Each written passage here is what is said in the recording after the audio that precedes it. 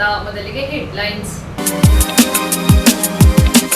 ಮಾಜಿ ಸಚಿವರಾದ ಸಿಟಿ ರವಿ ಅವರನ್ನ ಬಂಧಿಸಿರುವುದನ್ನು ವಿರೋಧಿಸಿ ಬಿಜೆಪಿ ಯುವ ಮೋರ್ಚಾ ವತಿಯಿಂದ ಕುಶಾಲನಗರ ಪಟ್ಟಣದಲ್ಲಿ ಪ್ರತಿಭಟನೆ ಮಾಡಲಾಯಿತು.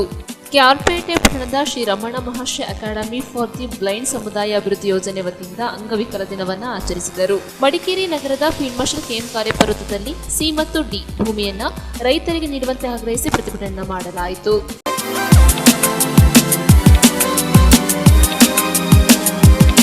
ಕುಶಾಲನಗರ ಪಟ್ಟಣದ ಶ್ರೀ ಮಹಾಗಣಪತಿ ದೇವಾಲಯದ ಮುಂಭಾಗದಲ್ಲಿ ವಿಧಾನ ಪರಿಷತ್ ಸದಸ್ಯರಾದ ಸಿಟಿ ರವಿ ಅವರನ್ನು ಬಂಧಿಸಿರುವುದನ್ನು ವಿರೋಧಿಸಿ ಬಿಜೆಪಿ ಯುವ ಮೋರ್ಚಾ ವತಿಯಿಂದ ಪ್ರತಿಭಟನೆಯನ್ನ ಮಾಡಿದರು.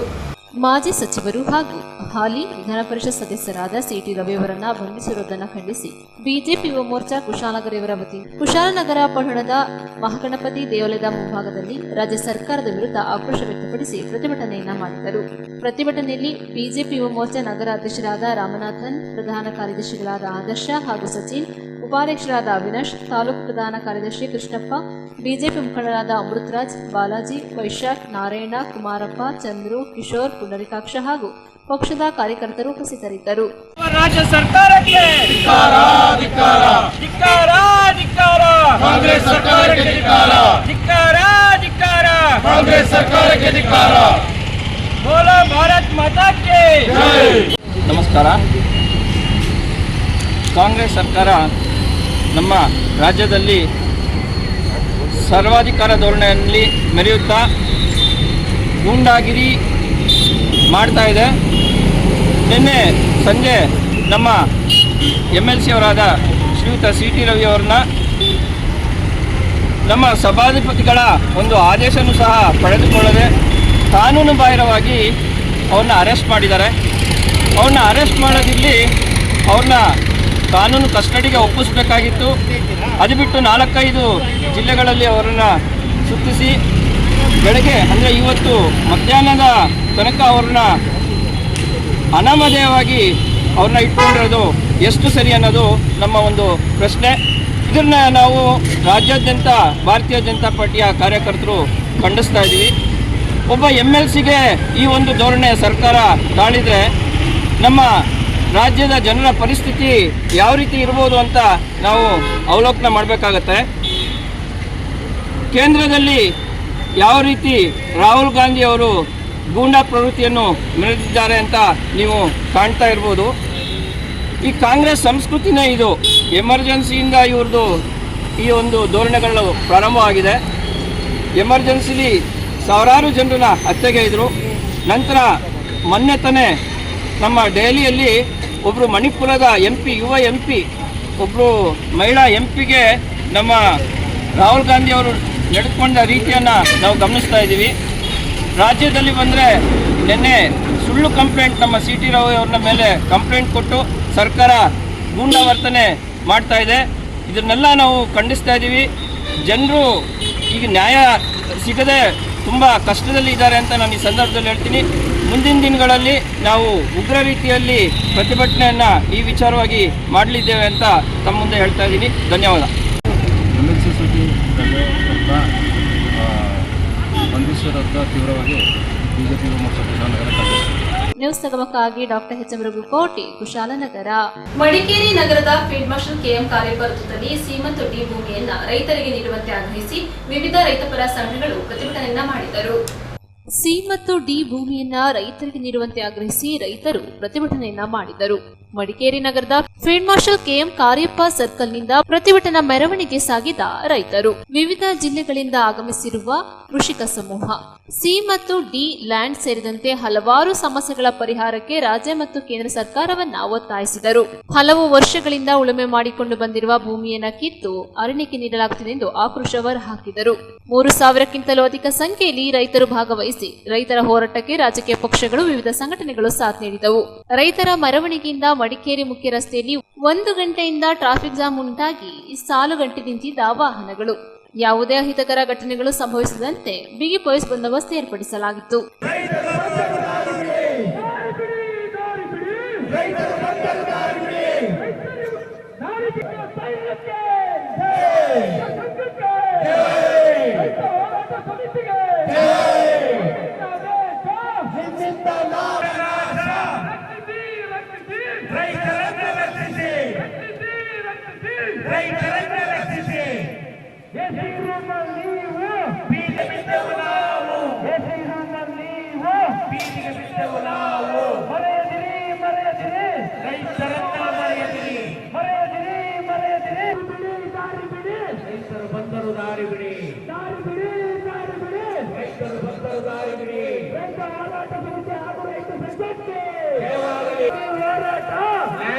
ನ್ಯಾಯಕ್ಕಾಗಿ ಹೋರಾಟ, ದೇಶಕ್ಕಾಗಿ ಹೋರಾಟ, ನ್ಯಾಯಕ್ಕಾಗಿ ಹೋರಾಟ, ಉಳಿಸಿ ಉಳಿಸಿ, ರೈತರನ್ನ ಯಾರಿಂದ ಹೋರಾಟ, ರೈತರಿಂದ ಹೋರಾಟ, ರೈತ ವಿರೋಧಿಗಳಿಗೆ ಧಿಕ್ಕಾರ, ರೈತ ವಿರೋಧಿಗಳಿಗೆ ಧಿಕ್ಕಾರ.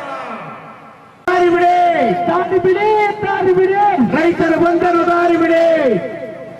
ಆತ್ಮೀಯ ರೈತ ಬಂಧುಗಳೇ, ಸಹಕಾರಿಯ ರೀತಿಯಲ್ಲಿ ಬೃಹತ್ ಮಟ್ಟದ ರೈತ ಹೋರಾಟಕ್ಕೆ ಶಾಂತಿಯುತವಾಗಿ ಈ ಕಾರ್ಯಕ್ರಮವನ್ನು ಯಶಸ್ವಿಗೊಳಿಸಿಕೊಡ್ಬೇಕು.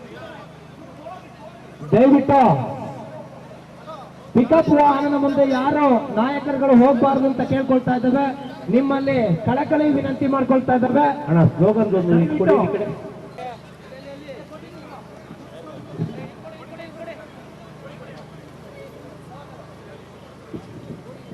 ದಾರಿ ಬಿಡಿ, ರೈತರು ಬಂದರು ದಾರಿ ಬಿಡಿ. ನಮ್ಮಿಂದ ದೇಶ, ನಿಮ್ಮಿಂದ ನಾಶ, ನಮ್ಮಿಂದ ದೇಶ, ನಿಮ್ಮಿಂದ ನಾಶ. ನ್ಯೂಸ್ ಸಂಗಮಕ್ಕಾಗಿ doctor H M Raghukoti, Kushalnagar.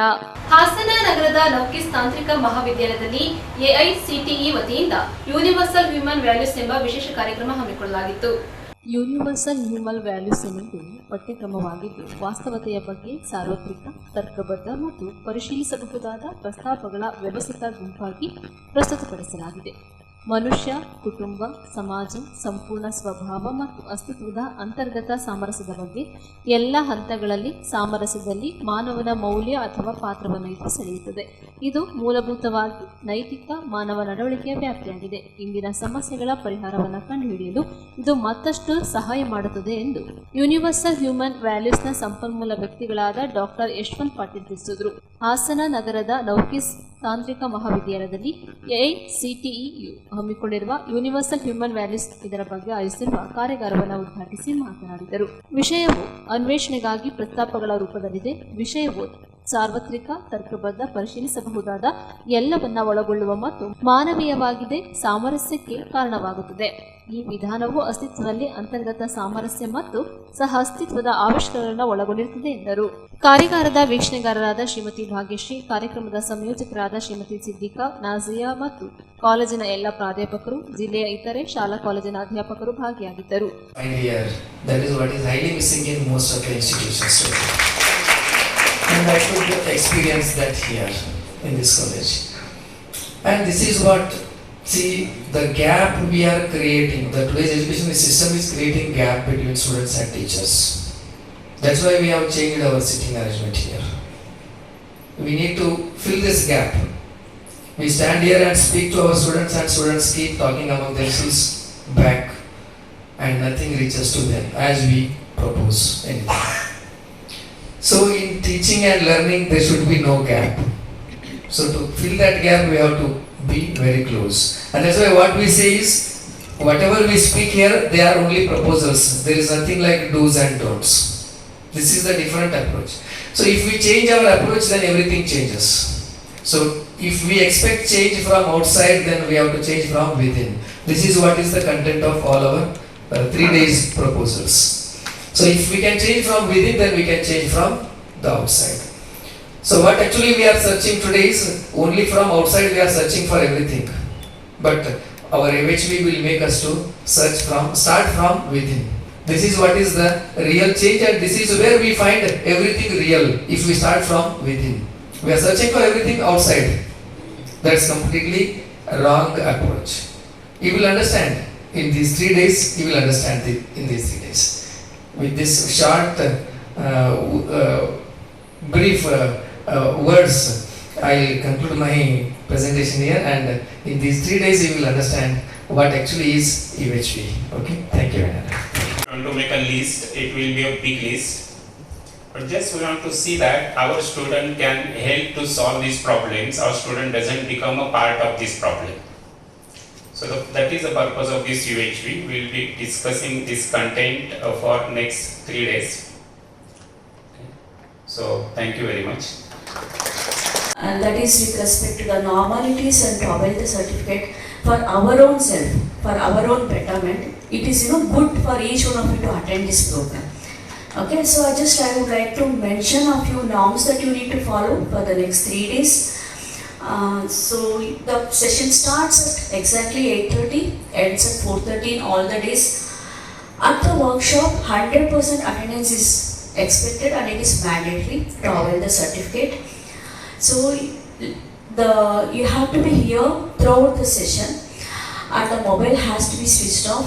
There will be 15 minutes breaks in between the sessions. That is the time you can attend your mobile phones or missed calls if there are any. And we will share the PPTs at the end of the day in the WhatsApp group. So you don't need to take the photos or anything, don't need to waste your time. Keep a notebook and pen. If there is something important for you, you can just note it down. And we are here to help you. All of us are here to help you and support you. That's there. But this is the mandatory things that each one of us have to follow. No other option. Okay. The certification criteria is submission of pre-workshop survey. I think all of you must have done that by the. And assignments is submission of assignment is mandatory. And we need 100% attendance. So the session closes. The assignment questions will be opened by end of the day. It closes tomorrow morning by 9 o'clock. 5 day, that is the criteria. Please ensure that you will submit on time. It happens automatically. Okay. So, and I could see from this institution, principal has been taking keen interest in organizing this program. I was there yesterday afternoon with the principal sir and other members, and I could see him calling each of the administrators, HODs, and telling them to cancel the classes and make alternate arrangement for the classes. I could see how and how much of interest he has been taking in organizing this event. So let the efforts put by the administrator and principal not go waste. Okay, it is their time and their efforts that they have been. News ಸಂಗಮಕ್ಕಾಗಿ ಓಂ ಶಿಹಾನಿ, ಕುಶಾಲನಗರ. ನಾಪೋಕ್ಲು ಸಮೀಪದ ಬೇತು ಗ್ರಾಮದ ಮಕ್ಕಿ ಶಾಸ್ತ್ರದ ಅಂಗವಾಗಿ ದೇವಾಲಯದಲ್ಲಿ ವಿಶೇಷ ಪೂಜೆ ಸಲ್ಲಿಸಲಾಯಿತು. ಒಂದೆಡೆ ನೆತ್ತಿಯ ಮೇಲೆ ಸುಡು ಬಿಸಿಲು, ಮತ್ತೊಂದೆಡೆ ನಿಗಿನಿಗಿಸುವ ಕೆಂಡದ ರಾಶಿ. ನಡು ಮಧ್ಯಾಹ್ನ ವೇಳೆಗೆ ವಿಷ್ಣುಮೂರ್ತಿ ಕೋಲ ಕೆಂಡದ ರಾಶಿಯ ಮೇಲೆ ಬಿದ್ದಾಗ ನೆರೆದಿದ್ದ ಅಸಂಖ್ಯ ಭಕ್ತರಲ್ಲಿ ರೋಮಾಂಚನ.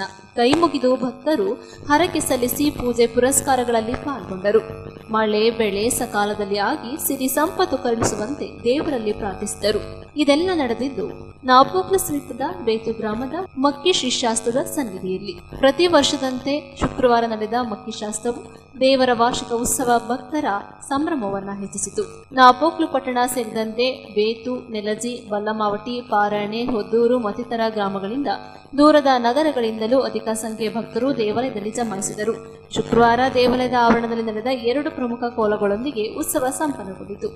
ಮಕ್ಕಿ ಶಾಸ್ತ್ರವು ಸನ್ನಿಧಿಯಲ್ಲಿ ಬೆಳಗಿನಿಂದಲೇ ವಿವಿಧ ಕೋಲಗಳು, ಶಾಸ್ತ್ರವು ದೇವರಿಗೆ ಸೇವೆ ಸಲ್ಲಿಸಿ ಬೆಳಿಗ್ಗೆ ಅಜ್ಜಪ್ಪ ಕೋಲ ಹಾಗೂ ಮಧ್ಯಾಹ್ನ ವಿಷ್ಣುಮೂರ್ತಿ ಕೋಲಗಳು ಗಮನ ಸೆಳೆದವು.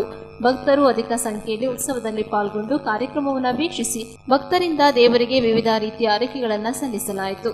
ದೇವಾಲಯದ ವತಿಯಿಂದ ಉತ್ಸವದಲ್ಲಿ ಭಾಗವಹಿಸಿದ ಭಕ್ತರಿಗೆ ಅನ್ನ ಸಂತರ್ಪಣೆ ಏರ್ಪಡಿಸಲಾಗಿತ್ತು. ಅಪಹರಣ ಜರುಗಿದ ವಿಷ್ಣುಮೂರ್ತಿ ಕೋಲವನ್ನು ಭಕ್ತರು ಭಯಭಕ್ತಿಯಿಂದ ವೀಕ್ಷಿಸಿ ಪುನೀತ ಭಾವ ಹೊಂದಿದರು. ಇದೇ ಸಂದರ್ಭ ದೇವಾಲಯದ ತಕ್ಕ ಮುಖ್ಯಸ್ಥರು, ಆಡಳಿತ ಮಂಡಳಿಯ ಪದಾಧಿಕಾರಿಗಳು, ಸದಸ್ಯರು ಹಾಗೂ ಊರು ಮತ್ತು ಪರ ಊರಿನ ಭಕ್ತಾದಿಗಳು ಅಧಿಕ ಸಂಖ್ಯೆಯಲ್ಲಿ ಭಾಗವಹಿಸಿದರು. ಮುಖ್ಯಾರ್ಚಕ ಮಕ್ಕಿ ದಿವಾಕರ ಪೂಜಾ ವಿಧಿವಿಧಾನಗಳನ್ನು ನೆರವೇರಿಸಿದರು.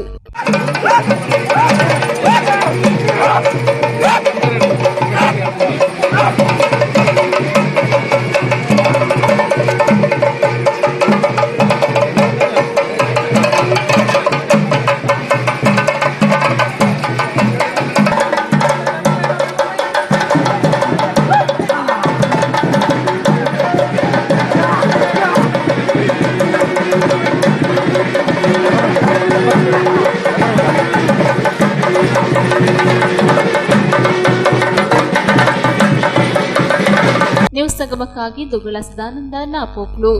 ಕ್ಯಾರ್ಪೇಟೆ ಪಟ್ಟಣದ ಶ್ರೀ ರಮಣ ಮಹರ್ಷಿ ಅಕಾಡೆಮಿ ಫಾರ್ ದಿ ಬ್ಲೈಂಡ್ ಸಮುದಾಯ ಅಭಿವೃದ್ಧಿ ಯೋಜನೆ ವತಿಯಿಂದ ವಿಶ್ವ ಅಂಗವಿಕಲ ದಿನಾಚರಣೆಯನ್ನು ಆಚರಿಸಲಾಗಿತ್ತು.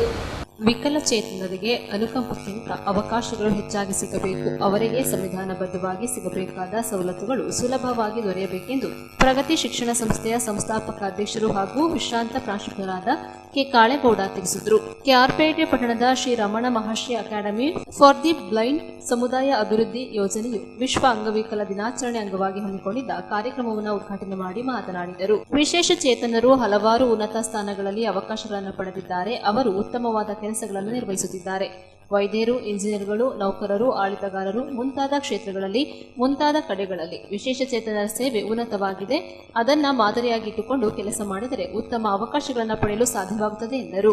ರಮಣ ಮಹರ್ಷಿ ಫಾರ್ ದಿ ಬ್ಲೈಂಡ್ ಯೋಜನೆಯ ನಿರ್ದೇಶಕರಾದ ಸಂತೋಷ್ ಕುಮಾರ್ ಪಾಂಡೆ ಸಮಾರಂಭದ ಅಧ್ಯಕ್ಷತೆ ವಹಿಸಿದ್ದರು. ಕಾರ್ಯನಿರ್ವಹಣಾಧಿಕಾರಿ ಮಹಂತೇಶ್ ವಿವಿಧ ಸ್ಪರ್ಧೆಗಳಲ್ಲಿ ವಿಜೇತರಾದ ವಿಶೇಷ ಚೇತನ ಮಕ್ಕಳಿಗೆ ಬಹುಮಾನ ವಿತರಣೆ ಮಾಡಿದರು. ಸಮಾರಂಭದಲ್ಲಿ ಭಾಗವಹಿಸಿದ್ದ ವಿವಿಧ ವಿಕಲಚೇತನರಾದ ಸಿಂಗ್ರಣ್ಣ, ಹುಚ್ಚೇಗೌಡ, ಕಲಾವತಿ, ಜ್ಞಾನೇಶ್ ಅವರನ್ನ ಶ್ರೀ ರಮಣ ಮಹರ್ಷಿ ಅಕಾಡೆಮಿ ಫಾರ್ ಬ್ಲೈಂಡ್ ಅವರ ವತಿಯಿಂದ ಶಾಲಾ ಹೊದಿಸಿ ಸನ್ಮಾನ ಮಾಡಿ ಗೌರವಿಸಲಾಯಿತು. ಕಾರ್ಯಕ್ರಮದಲ್ಲಿ ಉಪಾಧ್ಯಕ್ಷರಾದ ಕೃಷ್ಣಶೆಟ್ಟಿ, ವ್ಯವಸ್ಥಾಪಕರಾದ ಸಾಗರ್, ತಹಶೀಲ್ದಾರ ಕಚೇರಿಯ ಆಶಾ, ಶಿಕ್ಷಕರಾದ ಶಿವಕುಮಾರ್, ಗಂಗಾಧರ್, ರಮಣ ಮಹರ್ಷಿ ಸಂಸ್ಥೆಯ ತಾಲೂಕು ಮುಖ್ಯಸ್ಥರಾದ ಪ್ರತಾಪ್, ಜಯಮ್ಮ, ಶಿವಲಿಂಗೇಗೌಡ ಸಮುದಾಯ ಭವನದ ಮಾಲೀಕರಾದ ಮಿಥುನ್, ರಮಣ ಮಹರ್ಷಿ ಸಂಸ್ಥೆಯ ಪ್ರೇಮಲತಾ, ಜಲೇಂದ್ರ, ವಸಂತ, ಭವ್ಯ, ನಾಗರತ್ನ ಮುಂತಾದವರು ಕಾರ್ಯಕ್ರಮದಲ್ಲಿ ಪಾಲ್ಗೊಂಡಿದ್ದರು. ಸಮುದಾಯ ಆಧಾರಿತ ಉನ್ನತ ಶಿಕ್ಷಣ ಯೋಜನೆಯ ಅಡಿಯಲ್ಲಿ ಪ್ರತಾಪ್ ಸೇರಿದಂತೆ ಅವರ ಸಿಬ್ಬಂದಿಯವರು ಇಲ್ಲಿ ಒಂದು ಉತ್ತಮವಾದ ಕಾರ್ಯಕ್ರಮವನ್ನು ಹಾಗಾಗಿ ಏರ್ಪಡಿಸಿದ್ದಾರೆ.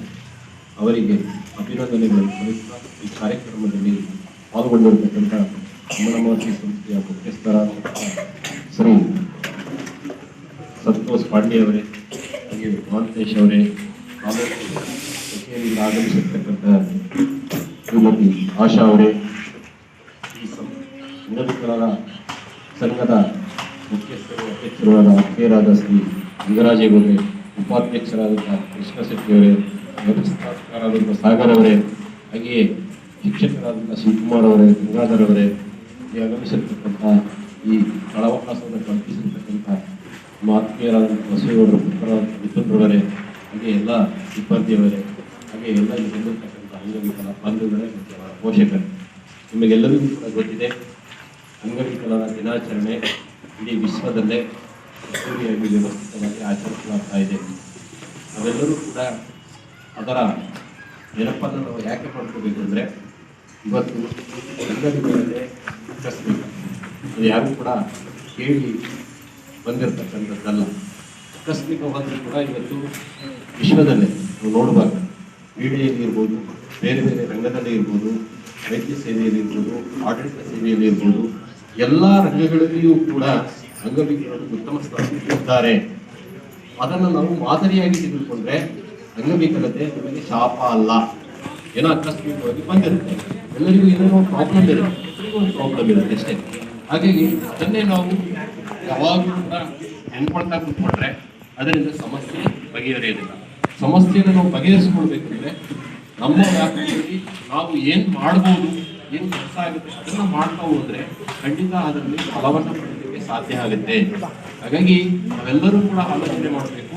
ಅಂಗವಿಕಲತೆ ಒಂದು ಶಾಪ ಆಗಿ ಇಲ್ಲ. ಇವತ್ತು ಅಂಗವಿಕಲತೆ ಏನು ಆಕಸ್ಮಿಕವಾಗಿ ಆಗಿರುತ್ತೆ, ಆದರೆ ಅದನ್ನು ನಾವು ಸರಿಯಾದ ರೀತಿಯಲ್ಲಿ ಬಳಕೆ ಮಾಡಿಕೊಂಡಾಗ ನಾವು ಉತ್ತಮ ವ್ಯಕ್ತಿಗಳಾಗಿ ಸಮಾಜದಲ್ಲಿ ನಿರ್ಮಾಣ ಆಗಲಿಕ್ಕೆ ಅಥವಾ ಸಮಾಜದಲ್ಲಿ ತೊಡಗೊಳ್ಳಿಕ್ಕೆ ಸಾಧ್ಯ ಆಗುತ್ತೆ. ರಮಣ ಮಹರ್ಷಿ ಸಂಸ್ಥೆಗಳು ಇವತ್ತು ಇಂಟರ್ನ್ಯಾಷನಲ್ ಲೆವೆಲಲ್ಲಿ ಒಂದು ಬೆಂಗಳೂರಲ್ಲಿ ಒಂದು ಒಳ್ಳೆಯ ಹೆಸರನ್ನು ಪಡೆದಿರ್ತಕ್ಕಂಥ ಸಂಸ್ಥೆ. ಯಾವುದೇ ಫಲಾಪೇಕ್ಷೆ ಇಲ್ಲದೆ ಅಂಗವಿಕಲರಿಗೆ ಪ್ರಮುಖವಾಗಿ ರಾಜ್ಯದಲ್ಲಿ ಉತ್ತಮವಾದ ಕೆಲಸವನ್ನು ಈ ಸಂಸ್ಥೆ ಮಾಡ್ತಾ ಇದೆ. ಹಲವಾರು ಕಡೆ ಈ ಸಂಸ್ಥೆ ತನ್ನ ಶಾಖೆಗಳನ್ನು ತೆರೆದು ಪ್ರಮುಖವಾಗಿ ಅವರಿಗೆ ನೆರವನ್ನು ನೀಡ್ತಾ ಬಂದಿದೆ. ಆ ನೆರವನ್ನು ಸರಿಯಾದ ರೀತಿಯಲ್ಲಿ ಕಳಿಸ್ಕೊಳ್ತಕ್ಕಂಥದ್ದು ನಮ್ಮೆಲ್ಲರ ಕೈಯಲ್ಲಿದೆ. ಅಂದರೆ ಅವಕಾಶಗಳು ಇದೆ, ಅವಕಾಶಗಳನ್ನು ಸದುಪಯೋಗಪಡಿಸಿಕೊಳ್ತಕ್ಕಂಥ ಕೆಲಸವನ್ನು ನಾವೆಲ್ಲರೂ ಸೇರಿ ಮಾಡಬೇಕಾಗಿದೆ. ಯಾರಿಗೆ ಸಲ್ಲಬೇಕೋ ಅವರಿಗೆ ನ್ಯಾಯಯುತವಾಗಿ ದೊರೆಯಬೇಕಾದಂಥ ಸೌಲಭ್ಯಗಳು ಸುಲಭವಾಗಿ ಸಿಗುವಂತೆ ಮಾಡಬೇಕು. ಬಹುಶಃ ನಾವು ನೋಡ್ತೀವಿ, ತಾಲೂಕು ಮೇಡಮೂ ಇದ್ದಾರೆ, ನಾವು ಅಂಗವಿಕಲರನ್ನ ಅಲಿಸದೇ ಯಾವುದೇ ಕೆಲಸಗಳನ್ನು ಸುಲಭವಾಗಿ ದೊರೆಯುವಂತೆ ನಾವು ಮಾಡಿದಾಗ ಅದರಲ್ಲಿ ಆತ್ಮತೃಪ್ತಿ ಇರ್ತದೆ. ಆ ಕೆಲಸವನ್ನು ನಾವು ಮಾಡ್ಕೊಳ್ತೀವಿ. ಇವತ್ತು ಶಿಕ್ಷಣವನ್ನು ಅವರಿಗೆ ಸರಿಯಾಗಿ ಕೊಟ್ಟರೆ ಉತ್ತಮವಾದಂತಹ ವೈದ್ಯರಾಗಿದ್ದಾರೆ, ಇಂಜಿನಿಯರ್ ಆಗಿದ್ದಾರೆ, ಡಾಕ್ಟರ್ ಆಗಿದ್ದಾರೆ, ಆಡಳಿತಾಧಿಕಾರಿಗಳಾಗಿದ್ದಾರೆ, IAS ಆಫೀಸರ್ ಆಗಿದ್ದಾರೆ, IPS ಕೂಡ ಆಗಿದ್ದಾರೆ. ಹಾಗಾಗಿ ಯಾರು ಯಾರಿಗಿಂತ ಏನು ಕಡಿಮೆ ಇಲ್ಲ. ಆದರೆ ಅದನ್ನ ಮನಸ್ಸಿನಿಂದ ನಾವು ತೆಗೆದು ಹಾಕ್ತೀವಿ. ಮನಸ್ಸಿನಿಂದ ಯಾವಾಗ ತೆಗೆದಾಕ್ತೇವೋ ಆಗ ನಾವು ಆತ್ಮವಿಶ್ವಾಸವನ್ನ ಇಟ್ಟುಕೊಳ್ಳಲಿಕ್ಕೆ ಸಾಧ್ಯ. ನನಗೆ ಬಂದಿರತಕ್ಕಂಥದ್ದು ಆಕಸ್ಮಿಕವಾಗಿ ಬಂದಿದೆ, ಅದು ಶಾಪ ಅಲ್ಲ, ನಾನು ಆತ್ಮವಿಶ್ವಾಸದಿಂದ ಬದುಕ್ತೇನೆ ಅನ್ನುವ ಒಂದು ಛಲಗಾರಿಕೆಯನ್ನು ನಾವು ಯಾರು ಪಡೆದುಕೊಳ್ತೇವೋ ಅವರೇ ಉತ್ತಮವಾದ ವ್ಯಕ್ತಿಯಾಗಲಿಕ್ಕೆ ಸಾಧ್ಯ. ಒಬ್ಬ ವ್ಯಕ್ತಿ ಉತ್ತಮವಾಗಿ ಚೆನ್ನಾಗಿರ್ತಾನೆ, ಅವನಿಗೆ ಆತ್ಮವಿಶ್ವಾಸ ಇಲ್ಲ.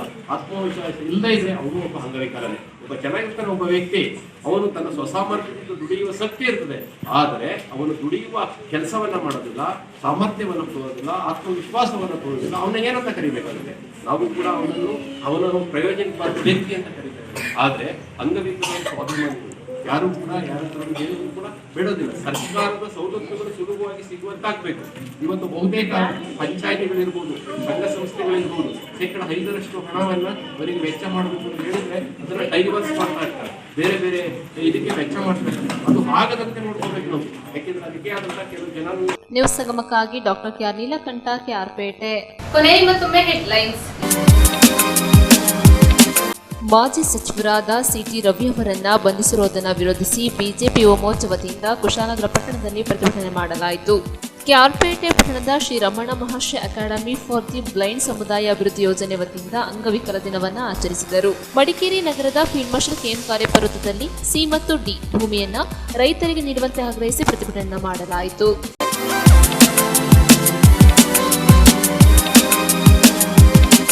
ಸಂಗಮ ಮುಕ್ತಾಯವಾಯಿತು. ಸುದ್ದಿ, ಮಾಹಿತಿ, ಮನೋರಂಜನೆಗಾಗಿ ನೋಡ್ತಾ ಇರಿ ಸಂಗಮ ಟಿವಿ. ವಂದನೆಗಳೊಂದಿಗೆ ಸುಪ್ರೀತಾ ಎಲ್ಎನ್.